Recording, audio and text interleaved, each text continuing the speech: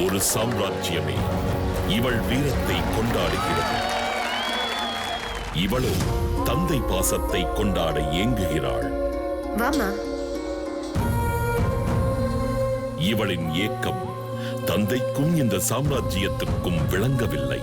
பெண்ணும் நாடாழ்வாள் என்று.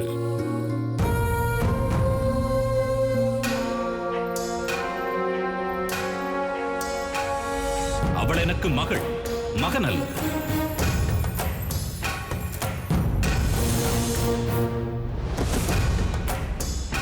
இளவரசி, உன் வாழ்வீச்சில் வீரம் பேசும்.